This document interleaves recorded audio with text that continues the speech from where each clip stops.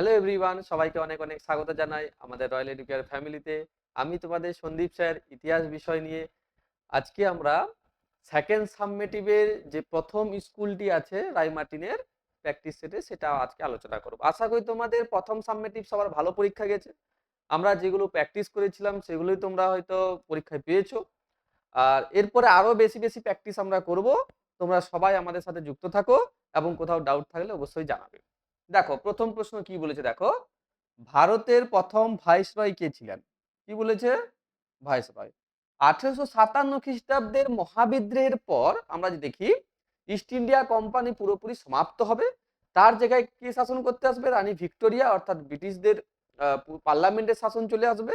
আর পার্লামেন্টের শাসন যখনই চালু হবে তখনই আমাদের ভারতের গভর্নর জেনারেল চেঞ্জ হয়ে কিসে পরিণত হয়ে যাবে? ভারতের ভাইসরয়। আচ্ছা, ভাইসরয় কথার অর্থ কি এটাও জানতে হবে। যে ভাইসরয় কথার অর্থ হচ্ছে কি? রাজ প্রতিনিধি। এটাও মনে রাখতে হবে, রাজ প্রতিনিধি। ক্লিয়ার হয়েছে সবাইকে? তাহলে ভারতের প্রথম ভাইসরয় কে ছিলেন? Warren Hastings, Lord Canning, Lord Clive, Lord Ripon. উত্তর কি হবে? লর্ড ক্যানিং। লর্ড ক্যানিং সাহেব ছিলেন ভারতের প্রথম ভাইসরয়। মনে থাকবে সবাইকে। আজ যদি বাকিগুলো দেখি আমরা, ওয়ারেন হেস্টিংস কে ছিলেন? বাংলার প্রথম গভর্নর ছিলেন, গভর্নর জেনারেল ছিলেন। কে ছিলেন? ওয়ারেন হেস্টিংস কে ছিলেন? বাংলার প্রথম গভর্নর জেনারেল। ঠিক আছে। লর্ড ক্লাইভ এবং লর্ড লিপনের সম্পর্কে আমরা পরে পড়ব। আরজি প্রধানের মতে কি বলেছে? আরজি প্রধানের মতে ভারতীয় জাতীয়তাবাদের জনক কাকে বলা হয়? স্বামী বিবেকানন্দ, মহাত্মা গান্ধী, রবীন্দ্রনাথ ঠাকুর, ঈশ্বরচন্দ্র বিদ্যাসাগর। কার কথা বলা হয়েছে? আরজি প্রধানের কথা বলা হয়েছে। এটা একজন ঐতিহাসিকের নাম।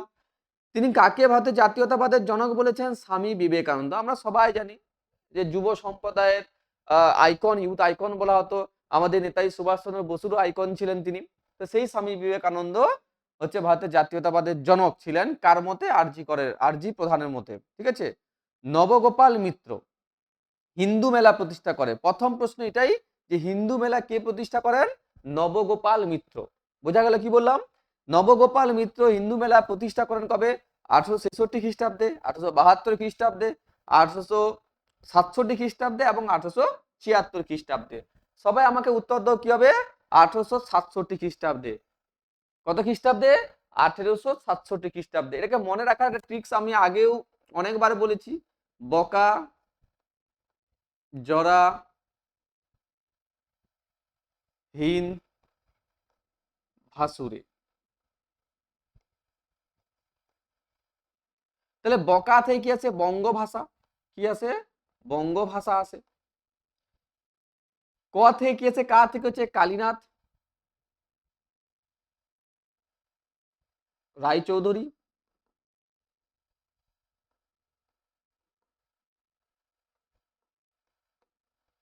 কালীনাথ রায়চৌধুরী। জরা থেকে কি আছে? জমিদার সভা।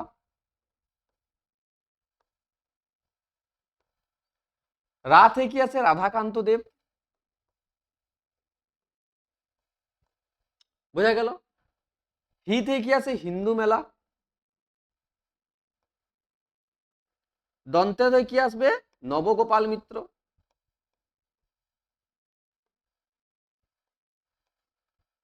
ভা থেকে কি আছে? ভারত সভা। সু থেকে কি আছে? সুরে থেকে কি আছে? সুরেন্দ্রনাথ বন্দ্যোপাধ্যায়। কি আছে? সুরেন্দ্রনাথ ব্যানার্জি। ঠিক আছে। আশা করি সবাই এটা বুঝতে পারছো, দেখতে পাচ্ছ। ঠিক আছে। বকা, এই বকা, জরা, হীন, ভাসুরে, এগুলি কবে প্রতিষ্ঠিত হয়েছিল এগুলো জিজ্ঞেস করা হয়। এটা কবে প্রতিষ্ঠা হবে? 1836 খ্রিস্টাব্দে। এটি 1838 খ্রিস্টাব্দে। এটি হচ্ছে 1867 খ্রিস্টাব্দে। আর এটি হচ্ছে 1876 খ্রিস্টাব্দে। তাহলে সেখান থেকে আমরা দেখছি কি হিন্দু মেলা কবে প্রতিষ্ঠিত হবে? 1867 খ্রিস্টাব্দে। এবং তারপরে ভারত সভা প্রতিষ্ঠিত হবে কবে? 1876 খ্রিস্টাব্দে। এটা সবাই ভালোভাবে নোট ডাউন করে নিবে। ঠিক আছে। তারপর দেখো কি বলেছে, ক্যালকাটা জার্নাল অফ মেডিসিন। মেডিসিনের যখনই কথা বলবে তখন সম্পাদনা করেন কে? মহেন্দ্রলাল সরকার, উইলিয়াম কেরি, জগদীশ চন্দ্র বসু, রামতনু লাহিড়ী। ঠিক আছে। বাঙালি আমরা জানি যে বিজ্ঞানী ছিলেন জগদীশ চন্দ্র বসু, কিন্তু তারপরেও মেডিসিনের যখন ইতিহাস বলবে তখন আমরা কাকে বলবো? মহেন্দ্রলাল সরকারকে। কাকে কথা বলবো? মহেন্দ্রলাল সরকারকে। বোঝা গেল কি বললাম? জগদীশচন্দ্র বসু কেসকোগ্রাফ যন্ত্র আবিষ্কার করেছিল, যে গাছের প্রাণ আছে এগুলো জানার জন্য তিনি আবিষ্কার করেছিলেন। ঠিক আছে, উইলিয়াম ক্যারির কথা পরে পড়বো। উইলিয়াম ক্যারি, মার্সম্যান আর হচ্ছে উইলিয়াম ওয়ার্ড, শ্রীরামপুত্র এই কথা বলা হচ্ছে। উইলিয়াম ক্যারির পুস্তকের নাম হচ্ছে ইতিহাসমালা। ইতিহাসমালা কার লেখা? উইলিয়াম ক্যারির লেখা। ঠিক আছে, আর তারই পুত্রের নাম হচ্ছে ফিলিক্স ক্যারি। সেই ফিলিক্স ক্যারি যে গ্রন্থটা লিখেছিলেন তার নাম হচ্ছে কি? বিদ্যাহারা বলি। এগুলো সব আমরা আস্তে আস্তে পড়বো। ঠিক আছে, সেগুলো সব আস্তে আস্তে পড়বো। দেখো কি বলেছে তারপরে কোশ্চেন, কোন প্রতিষ্ঠান বর্তমানের যাদবপুর বিশ্ববিদ্যালয়ের নামে পরিচিত? ঠিক আছে, অ্যাকচুয়ালি এটা কোশ্চেনটা, কোন বিশ্ববিদ্যালয় এখন যাদবপুর বিশ্ববিদ্যালয়। ঠিক আছে, তাহলে দেখো পরবর্তীকালে তোমরাও বড় হবে তখন এই যাদবপুর বিশ্ববিদ্যালয়ে পড়তে যাবে। বসু বিজ্ঞান মন্দির না, ভারতীয় বিজ্ঞান সভা না, Bengal national college and college, college of engineering and technology, এটাই হচ্ছে তার উত্তর হবে। কি হবে? যাদবপুর বিশ্ববিদ্যালয়। বর্তমানে যে যাদবপুর বিশ্ববিদ্যালয় তার আগের নাম কি ছিল? College of engineering and technology. মনে হবে সবাইকে? আচ্ছা, বাংলা মুদ্রণ শিল্পের জনক কাকে বলা হয়? বাংলা মুদ্রণ শিল্পের জনক কাকে বলা হয়? Sureshchandra Majumdar, Charles Wilkinson, Gutenberg না রাম বসুকে? কি উত্তর হবে? চার্লস উইল কিনসনকে। মনে হবে বাংলার মুদ্রণ শিল্পের জনক কাকে বলা হয়? চার্লস উইল কিনসনকে বলা হয়। সুরেশচন্দ্র মজুমদার লাইনোটাইপের কথা বলা হবে, বাংলা লাইনোটাইপ বলা হয় তাকে, সুরেশচন্দ্র মজুমদারকে। বুঝা গেল? যেগুলো যেগুলো বলছি বাংলার গুটেনবার্গকে বলা হয়, বাংলার গুটেনবার্গ চার্লস উইল কিনসনকে বলা হয়।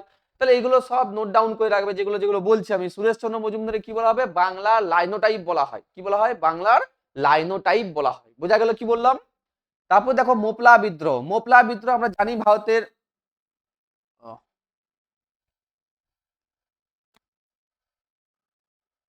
মোপলা বিদ্রোহ আমরা যদি দেখি যে ভারতের যে প্রান্তটা হচ্ছে সেটা হচ্ছে কি, কোনটা না? মালাবার উপকূলে। কোন উপকূলে? এটা হচ্ছে মালাবার উপকূলে। তো মালাবার উপকূলে যে বিদ্রোহটা হয়েছিল তার নাম হচ্ছে কি? মোপলা বিদ্রোহ।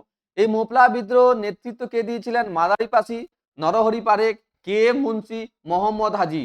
দেখো এখান থেকে উত্তরটা কি হবে? মোহাম্মদ হাজি উত্তর হবে। কি উত্তর হবে? মোহাম্মদ হাজি। এখানে আরেকটি অপশন আছে মাদারিপাসি। এই মাদারিপাসি খুবই গুরুত্বপূর্ণ একজন ব্যক্তি। মাদারিপাসি একা আন্দোলনের নেতৃত্ব দিয়েছিলেন। কোন আন্দোলনের? একা আন্দোলন। যদি মাদারিপাসির কথা জিজ্ঞেস করে সেটা হচ্ছে কি? একা আন্দোলন। কোন আন্দোলনের কথা বলা হবে? একা আন্দোলন। ঠিক আছে, এটি 1921 খ্রিস্টাব্দে হবে, আর এটিও 1921 থেকে 22 খ্রিস্টাব্দে হবে। এটা ঠিক আছে, দুটোই। তাহলে সেটা আমরা যদি দেখি তাহলে মোপলা বিদ্রোহ হচ্ছে 1921-22 খ্রিস্টাব্দে, নেতৃত্ব দিয়েছিলেন কে? মোহাম্মদ হাজি। ঠিক আছে, ক্লিয়ার হয়েছে? তারপর দেখো তিন কাঠিয়া ব্যবস্থা প্রচলন। তিন কাঠিয়া মানে হচ্ছে 20 কাঠা জমিতে 3 কাঠা জমিতে নীল চাষ করতে হবে, এটাকে বলা হয় কি? তিন কাঠিয়া ব্যবস্থা। বাংলায়, বিহার, উড়িষ্যা, উত্তরপ্রদেশ কোথায় প্রচলন ছিল তিন কাঠিয়া ব্যথা? বিহারে প্রচলন ছিল। কোথায় ছিল? বিহার। মনে থাকবে সবাইকে, বিহারে তিন কাঠিয়া প্রথা প্রচলন ছিল, চম্পারণে। মনে থাকবে। চন্দ্রশেখর ভেঙ্কট রমন পদার্থবিদ্যায় নোবেল পুরস্কার পান। এবার প্রশ্ন হচ্ছে কিসে নোবেল পুরস্কার পেয়েছিলেন? রোমন ইফেক্ট পদার্থবিদ্যায় পেয়েছিলেন, রোমন ইফেক্টের জন্য। ঠিক আছে, রোমন ইফেক্ট বলা হয় এটাকে। কি বলা হয়? রোমন ইফেক্ট বলা হয়। রমন ইফেক্টের জন্য তিনি নোবেল পুরস্কার পেয়েছেন কবে? 1930 খ্রিস্টাব্দে, 1935 খ্রিস্টাব্দে, 1940 খ্রিস্টাব্দে, 1945 খ্রিস্টাব্দে। কি উত্তর হবে এটা? 1930 খ্রিস্টাব্দে। কবে হয়েছিল এটা? 1930 খ্রিস্টাব্দে। আশা করি তোমরা এটা বুঝতে পেরেছো। আমি যে কোশ্চেন গুলো আলোচনা করছি সেগুলো সবাই সবার মধ্যেই এগুলো বোঝার ক্ষমতা হয়ে গেছে, এখন বুঝতে পেরেছো। লাঙ্গল পত্রিকা কোন সংস্থার মুখপত্র ছিল? লাঙ্গল পত্রিকা কোন সংস্থার মুখপত্র ছিল? স্বরাজ্য দলের, যুগান্তর দলের, বাংলা শ্রমিক কৃষক দলের। কার ছিল? বাংলা শ্রমিক কৃষক দলের পত্রিকা ছিল লাঙ্গল। কাজী নজরুল ইসলামের দ্বারা প্রকাশিত। এটা মনে রাখবে, কার দ্বারা প্রকাশিত হয়েছিল? কাজী নজরুল ইসলামের দ্বারা এটা প্রকাশিত হয়েছিল। ঠিক আছে, তারপর দেখো কি বলেছে বিভাগ খ থেকে আমরা যদি দেখি, বিভাগ 2.1 স্তম্ভ মিলানোর কথা বলেছে। স্তম্ভ মিলানে কি বলেছে? দেখো কি বলেছে, জমিদার সভা। জমিদার সভা কে প্রতিষ্ঠা করেছেন? জাতীয় শিক্ষা পরিষদ, যুব কমরেড লীগ, সত্যেন্দ্রনাথ ঠাকুর, পিসি যোশী, দ্বারকানাথ ঠাকুর। তাহলে উত্তর কি হবে? জমিদার সভা। এই যে জমিদার সভার কথা বলেছিলাম, জরা মানে জমিদার সভা, রা মানে রাধাকান্ত দেব এবং দ্বারকানাথ ঠাকুর। তাহলে প্রথম উত্তর কি হবে? প্রথমটা কি হবে? দ্বারকানাথ ঠাকুর। মনে থাকবে কি বললাম? তাহলে প্রথমটা কি হবে? দ্বারকানাথ ঠাকুর। জাতীয় শিক্ষা পরিষদ, এই জাতীয় শিক্ষা পরিষদের একজন সভাপতি ছিলেন কে? সত্যেন্দ্রনাথ ঠাকুর ছিলেন। তাহলে 2 নম্বর কোনটা হবে? না সত্যেন্দ্রনাথ ঠাকুর। যুব কমরেড লীগ, যুব কমরেড লীগের যিনি প্রেসিডেন্ট ছিলেন বা সদস্য ছিলেন তার নাম হচ্ছে কি? পিসি যোশী। তাহলে পিসি যোশী। ক্লিয়ার হয়েছে কি বললাম? তাহলে প্রথমেরটা কি হবে দ্বারকানাথ ঠাকুর, দ্বিতীয়টা কি হবে আমার সত্যেন্দ্রনাথ ঠাকুর, তৃতীয়টা কি হবে পিসি যোশী। তারপর দেখো এরপর থেকে তোমাদের মানচিত্র প্র্যাকটিস করতে হবে, কারণ মানচিত্র থেকে 3-4 নম্বরের কোশ্চেন আসে, 4 নম্বরের মাধ্যমিকে আসবে, ঠিক আছে। 4 নম্বরের মধ্যে উপবিভাগ থেকে যে কোনো একটি করতেই হয়, সেইভাবে ম্যাপ তোমাদের কিন্তু করতেই হবে। তো সেরকমই আমরা যদি দেখি ম্যাপ এবং এই যে কোশ্চেন গুলো যেটা দেখতে পাচ্ছ, ম্যাপ এবং এই যে 2 নম্বরে এবং 4 নম্বরের কোশ্চেন গুলো, সেগুলো আমরা সব এই যে ম্যাপটি দেখতে পাচ্ছ এই ম্যাপেই আমরা আলোচনা করব, ঠিক আছে। এই ম্যাপ থেকে আমরা আলোচনা করব, আশা করি দেখতে পাচ্ছ সবাই, ঠিক আছে।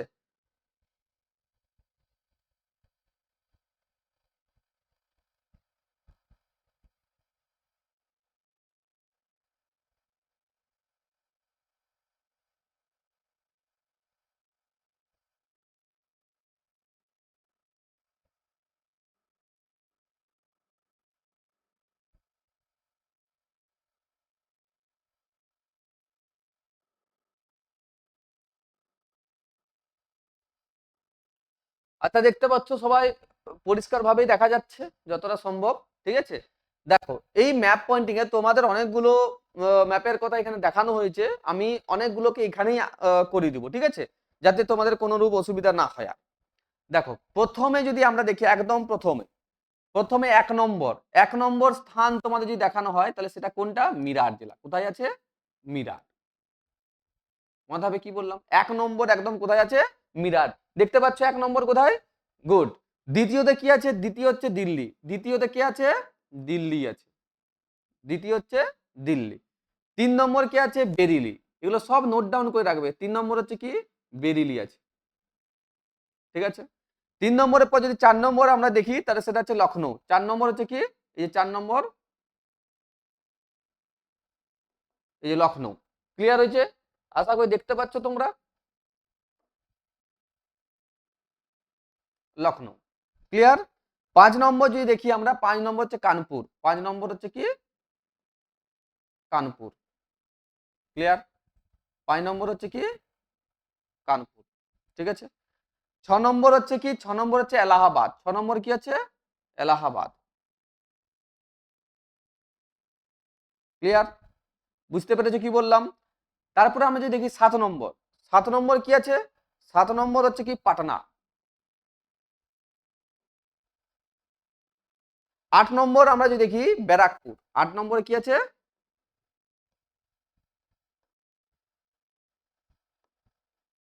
আচ্ছা কলকাতা, এখানেই, এখানেই কলকাতা।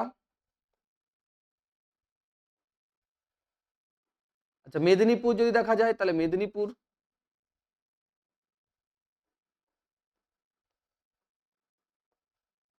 ঠিক আছে, মেদিনীপুর, কলকাতা, মেদিনীপুর এই জায়গাটায়, ব্যারাকপুর এইখানটায়, ঠিক আছে। তারপরে 9 নম্বর আমরা যদি দেখি, এইখান থেকে গোয়ালিয়র 9 নম্বর।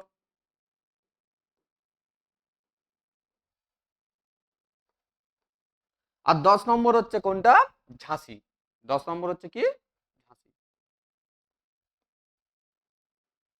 এই 10টা পয়েন্ট তোমরা ভালোভাবে মনে রাখবে, এগুলো কিন্তু পরীক্ষায় বারবার জিজ্ঞেস করে, ঠিক আছে। এগুলো তোমাদের পরীক্ষায় জিজ্ঞেস করবে।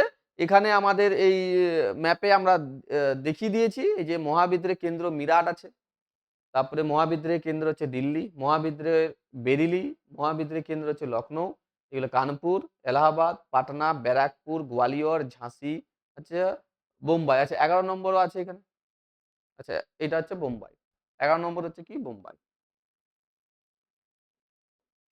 ক্লিয়ার হয়েছে। তাহলে এগুলো সব তোমরা খাতায় ম্যাপ বানাবে, ম্যাপ বানিয়ে এগুলো সব নোট ডাউন করে নেবে, ঠিক আছে। ক্লিয়ার।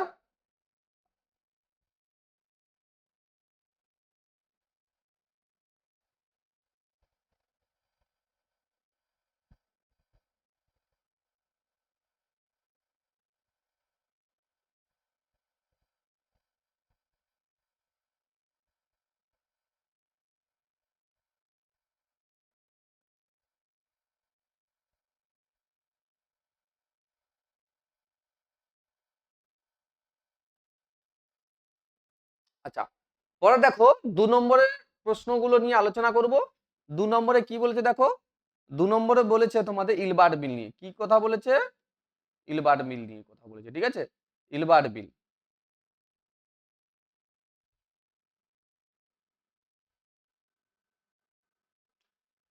কি কথা বলেছে? ইলবার্ট বিল। ভারতীয় উপনিবেশিক শাসনকালে ভারতীয় বিচারকরা, আচ্ছা ইলবার্ট বিল কবে জারি করা হয়েছিল এটা মনে রাখো, কত সালে? 1883 খ্রিস্টাব্দে। ইলবার্ট কে ছিলেন?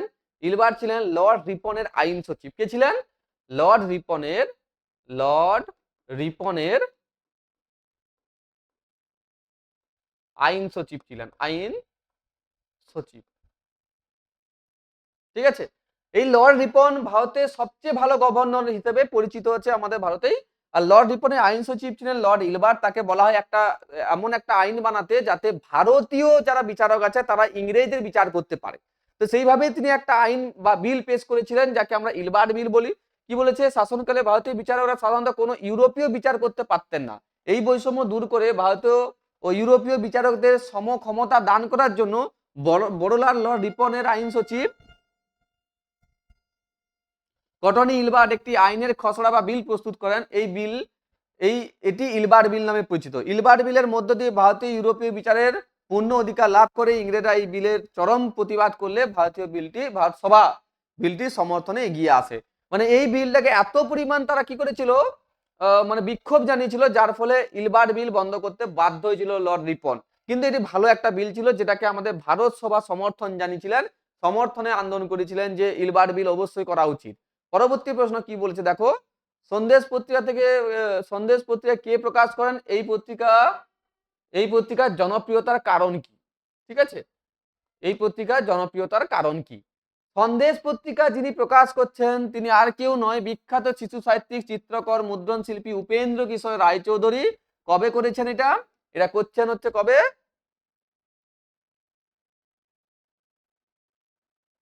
এটা কবে করবেন? 1913 সালে। কত সালে? 1913 সালে এপ্রিল মাসে তিনি এটা প্রকাশ করবেন। এটা কারণটা কি? এই সন্দেশ পত্রিকা এটি পত্রিকা ছিল না, এটি বাংলা শিশু সাহিত্যের একটি প্রতিষ্ঠান হিসেবে পরিচিত।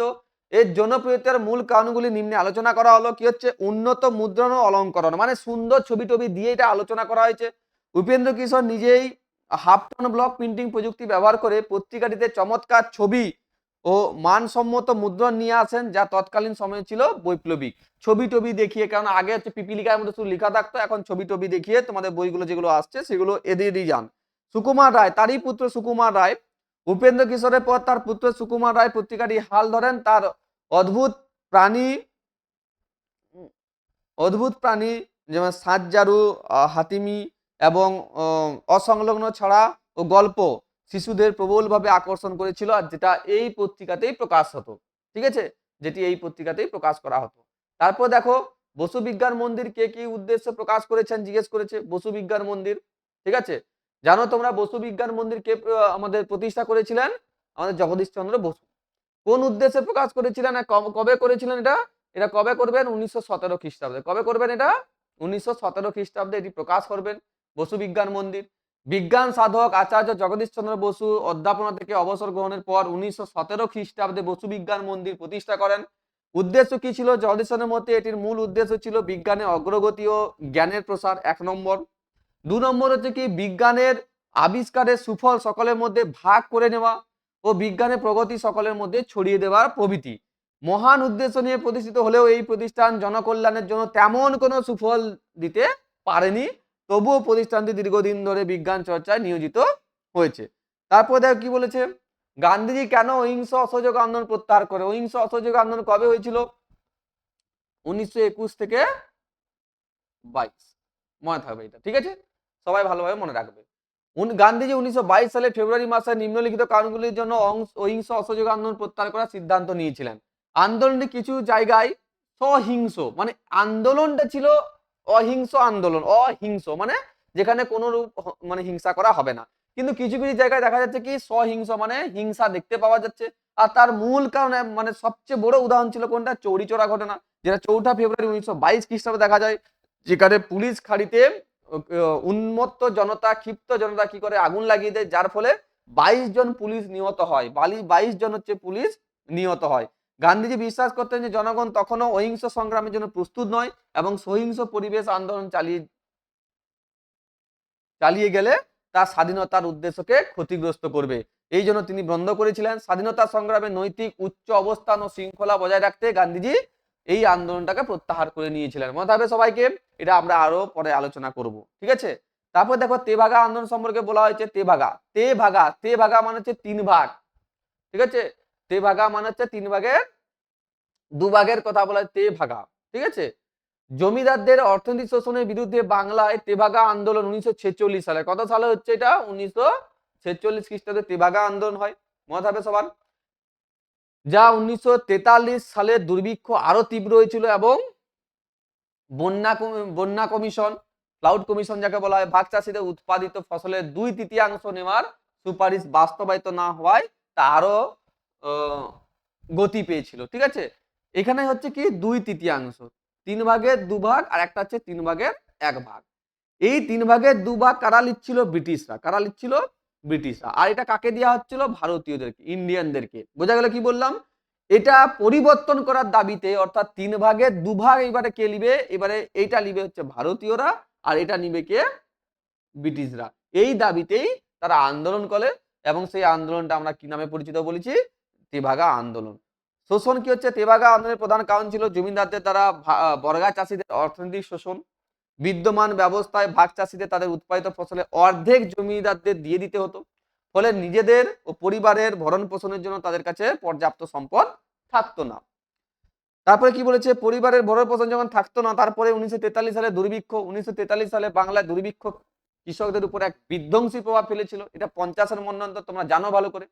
যার ফলে ব্যাপক অনাহার মৃত্যু ঘটে। এই জমিদারদের বিরুদ্ধে ক্ষোভের জন্ম দেয়, যারা ব্যাপক দুর্ভোগের মুখে ফসলের ন্যায্য অংশ দাবি করে চলেছিল। ক্লিয়ার হয়েছে কি বললাম? তারপর দেখো আমরা 4 নম্বরের প্রশ্ন নিয়ে আলোচনা করব। এগুলো সব 4 নম্বরের প্রশ্ন, ঠিক আছে। এটা গগনেন্দ্রনাথ ঠাকুরের ব্যঙ্গচিত্রের কথা বলা হচ্ছে, তোমরা ভালোভাবে এগুলো দেখে নিবে। ব্যঙ্গচিত্রের কথা কি বলা হচ্ছে? অবনীন্দ্রনাথ ঠাকুরের ভাই ছিলেন আমাদের গগনেন্দ্রনাথ ঠাকুর।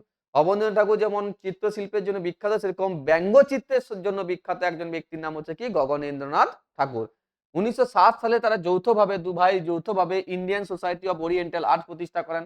বঙ্গীয় ঘরানার শিল্পী গগনেন্দ্রনাথ তার বিভিন্ন ব্যঙ্গচিত্রে তৎকালীন ঔপনিবেশিক সমাজের সমালোচনা করেছেন। কি কি চিত্র তার মধ্যে দেখা যায়? তিনি 3 খণ্ডে প্রকাশিত হয়েছিল। কোনটা? অদ্ভুত লোক। কি কি করেছে? অদ্ভুত লোক কবে প্রকাশিত হয়েছে? 1915। বিরূপ বজ্র কবে প্রকাশ করেছিলেন? 1917 খ্রিস্টাব্দে। নয়া হুল্লোড় 1921 খ্রিস্টাব্দে। তার আঁকা কয়েকটা উল্লেখযোগ্য ব্যঙ্গচিত্র হচ্ছে জাতাসুর, পরভূতের কাকলি, বিদ্যার কারখানা, বাক্যন্ত্র প্রভৃতি। এগুলো তার ব্যঙ্গচিত্র। এটার দ্বারা তিনি প্রচলিত সমাজের সমালোচনা করতে শুরু করেন। প্রচলিত সমাজের সমালোচনা করতে এখান থেকে শুরু করেন এবং তিনি প্রচলিত সমাজকে দেখানোর চেষ্টা করেছেন যে এই সবগুলো বাবু সাহেব কেমন ভাবে আমাদের প্রচলিত ইংরেজরা ভারতীয়দের মধ্যে এমন ভাবে প্রভাব বিস্তার করেছে যে ভারতীয়রা দেখতে ভারতীয় হলেও তাদের মানসিকতার মধ্যে ইংরেজ ছাপ লক্ষ্য করা যাচ্ছে। শাড়ি পরে, হিল জুতা পরে আমরা দেখতে পাচ্ছি যে নাচ করছে। একজন ধুতি পাঞ্জাবি পরা লোক একটা মেশিনের মধ্যে দিয়ে যাচ্ছে, যেখান থেকে বাবু বই করে বেরোচ্ছে। এই যে এইভাবে করে যে ব্যঙ্গচিত্রগুলো দেখানো হয়েছে, সেগুলোর হচ্ছে যাতে সমালোচনা করা যায় সেই সময় প্রচলিত সমাজকে। ক্লিয়ার হয়েছে? এক শ্রেণীর বাঙালি নিজেকে পাশ্চাত্য অনুরাগী হিসেবে জাতির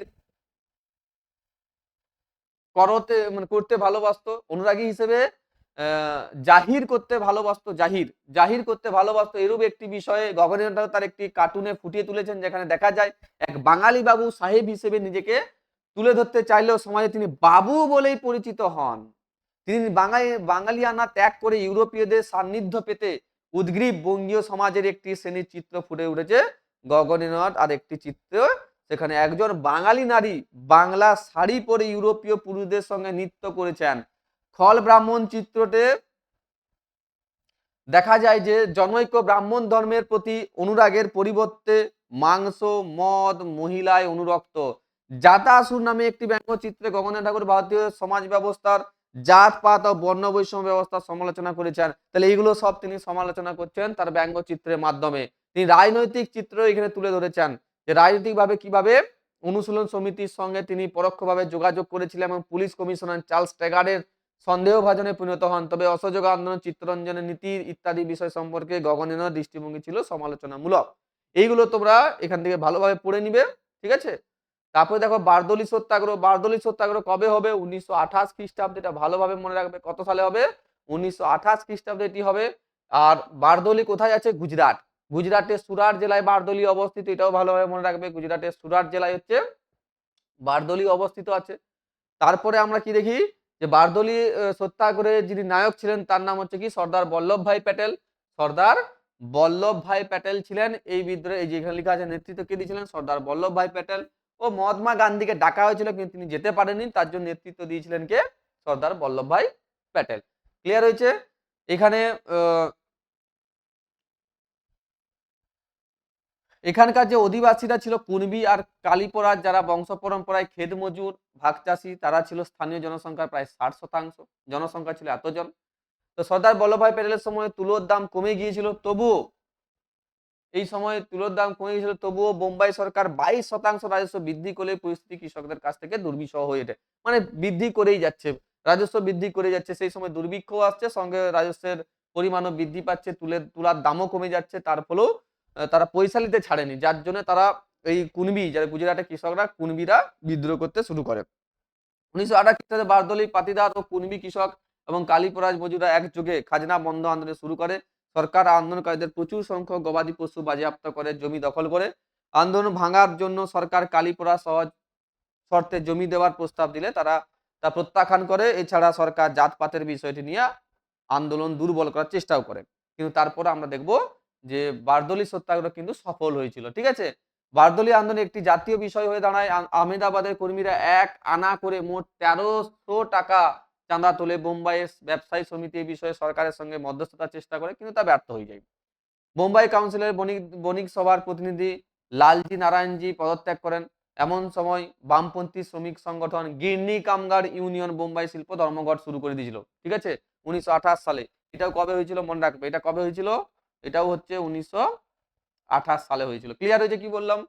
আহ, তদন্ত কমিটি, ঠিক আছে, তদন্ত কমিটি বারদলির সঙ্গে বোম্বাইয়ের আন্দোলন মিশে যাবে এই আশঙ্কা থেকে সরকার একটি তদন্ত কমিটি গঠন করে।